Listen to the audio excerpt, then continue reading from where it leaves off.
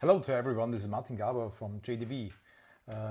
We are very honored to participate this year, the first time, at the Smart Retail event in London. So looking forward to be there and we'd like to take this chance to inform you upfront to what we are doing, what our services are and what our thoughts, our vision, our mission is for fast-moving consumer good retail.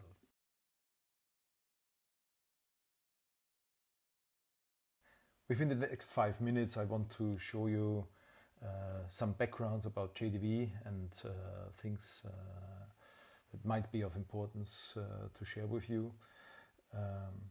Want to show you the top 5 future trends that we see in food retail at the moment. I will show you 3 cases that we have done just recently in food retail and finally come to a conclusion. But who we are. Some of you might have heard about JDV before, some of you not. Our company is roughly 30 years old. We have been working in more or less all over the world in 5 continents, but our core business is Europe, where we have worked in more or less all over the countries so far. Our main business is in fast-moving consumer good retail, and here we come, our base and our core comes from food retail, where we've worked with the big ones and the small companies as well. Always challenging projects, always interesting projects, but always projects that we have managed to bring to the next level and to the next step in food retail. Looking at the clients of JDV, you will see quite a broad mix of smaller and bigger companies, larger organizations and smaller organizations who are working in the premium sector, organizations which are more in the discount sector. So customers from, let's say, all different types of formats and brands are coming to us for finding new solutions, new way of thinking on food retail and retail as a whole. JDV, since a very long time, have their own strategy departments. Why do we invest in that? Why do we have this strategy department? Because we have a very clear vision about strategy and concept development. We strongly believe that without a strong strategy, there is no way that you can create a proper store concept for the future. And without a proper store concept for the future, you can also not succeed in bringing a new design, a new layout for your stores that will be attractive for your consumer in the long run.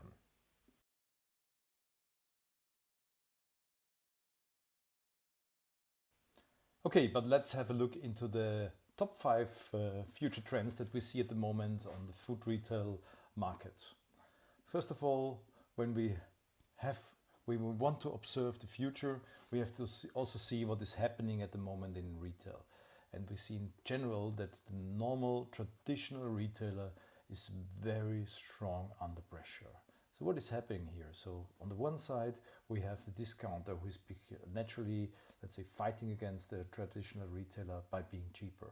We have the online retailers who are easier to access. So they are 24/7, easy reachable from everywhere where you just want to go shopping. Then we have the convenience retailers who are faster because they are closer by, they have a limited assortment, so it's easier for the customer to shop there. And we have what we call the lifestyle retailers, which are cooler than maybe other retailers that we have at the moment. So there's a strong pressure on traditional retailers. And so how can these retailers cope with this situation?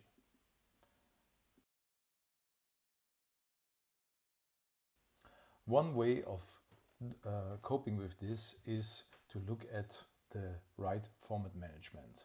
And we think in terms of multi-format, not in terms of square meter or real estate organization of a format management. No, we think about customers first. So what does it mean? So we have to think, when we develop a multi-format strategy for a retailer, we have to think from the customer point of view. What is the need of the customer on the specific location? What is the expectation of the customer? And how can we, let's say, create a concept that is meeting the expectation of this customer? So for example, so when you have a store where people want to shop, maybe they are just for their breakfast or for the lunch, they will never accept to have long queues at the checkout. So it's here in these kind of formats, it's all about speed. However, when you go to other formats where it's more about assortment, about depth and width of assortment, there it's less about speed, but it's more about creating an experience that customer get the feeling that they can find everything within their store that they are shopping at. The optimized multi-format is extended by online.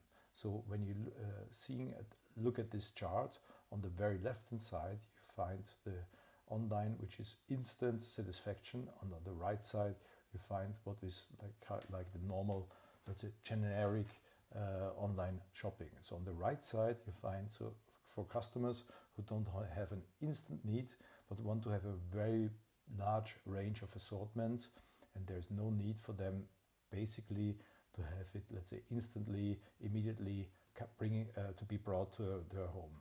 On the left hand side, and that's more where HoReCa is very much active at the moment, is the instant online shopping experience. That means you shop now, and let's say your pizza, your sushi will be brought to your home within the next maximum 1 hour. So the regular online shopping will remain. But the growth rate is not there anymore. The growth rate is in food on demand, and here most of the HoReCa businesses have adapted to this and are delivering their pizzas, their sushis to the home of the consumer. Food retailers are basically not ready for that yet. They are missing this demand very strongly, and there's a big chance to catch up here and to, let's say, also get a share of the stomach of the consumer of the future. A second trend that we see in the future is the changing consumer decision tree. What does it mean? In the past, consumers have made basically very strong rational decisions on where they shop and how they shop. Proximity is one of the key elements. So where is the next store? It's about time. Money is okay. Where can I get the best deal?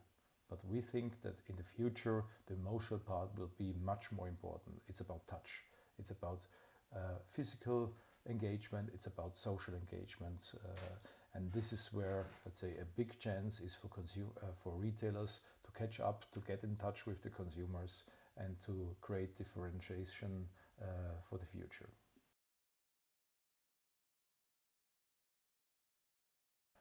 One possibility to do this is to run a store as a magazine. What does it mean?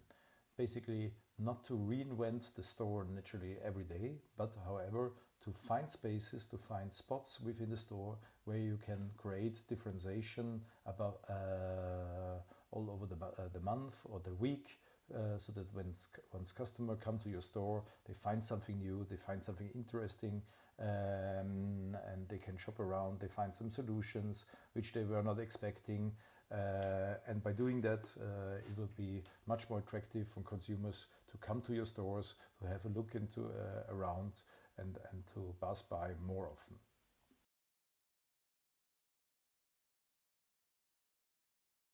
So therefore, in general, we see a transition of the retail industry, and that's more or less for, let's say, every sector the same.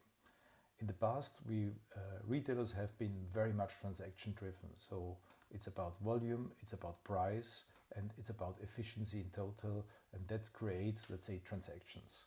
We see that in the future, the battle will be more on the sympathy. So how can I get in touch with my consumer? How can I create more interaction with the consumer? which finally results naturally in transactions.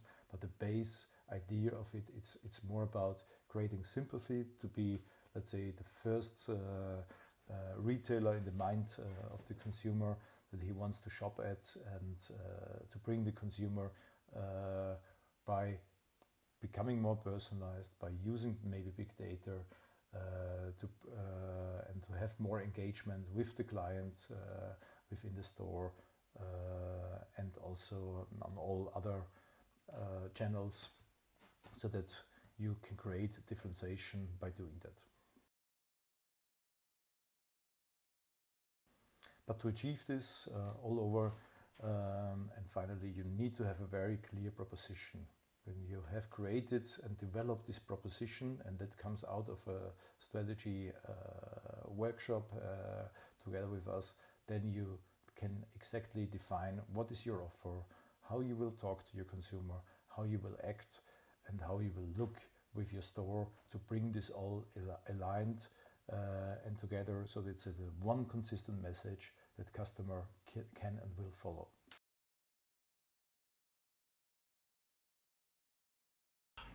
But that's enough of theory. Let's have a look at some cases. We have gathered together 3 different cases throughout the world.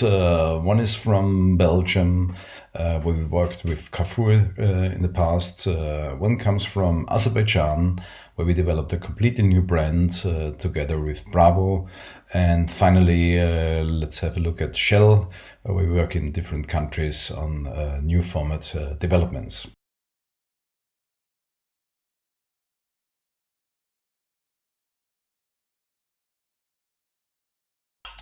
For Carrefour in Belgium, we got the task to develop the hypermarket concept further. Hypermarkets, more or less all over Europe, are suffering due to the case that non-food sales goes strongly and moves strongly into online business.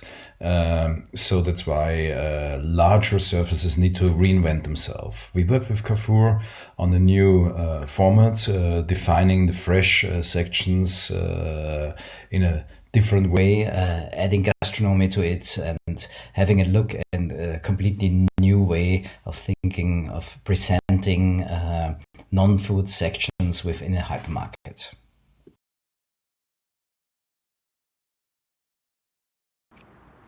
My name is Kevin Mandy. I'm the retail director for Bravo Supermarkets here in Azerbaijan. We began our cooperation with Just to Freeze back in 2015 with the mission to create modern food retail stores operating to international standards. We opened our first store in 2016, our first superstore, and since then we've opened 3 state-of-the-art hypermarkets and a further 50 stores. The key success of our cooperation is that we've developed a true partnership approach, working together every step of the way to design and build fantastic looking stores. From a commercial perspective, we've also seen strong performance, and we're looking forward to growing our sales very strongly during the future. We've now embarked on a design program for our next generation of superstores, evolving the brand to the next level, but retaining the core identity of the brand and the values that we've built up over the last 5 years. I'm looking forward to continuing to work with Christian and the team at Just to Freeze and developing Bravo into even more successful business into the future. Thank you. Yes, and finally for Shell, we've got the task to look into highway and non-highway locations. There's quite a big difference between the 2 formats, and each format need to find a specific way about how to tackle the demands of the specific customers. So we looked into what can we do differently for high traffic locations, highway locations, where we got a lot of people, for the grab and go customer being there, but looking also, let's say, in the non-highway location where it's more for the demand for food for later, which is also key, but also key to create a clear fresh message story within these store environments. Yeah, thank you again for watching this short video about a short introduction about JDV, giving you some backgrounds and showing you some cases that we have done recently. I will be more than happy if you get in touch with us personally. Please do so via the contact details that we provided. Otherwise, we see you soon and be in touch with you in person. Thank you. All the best. Bye bye. See you.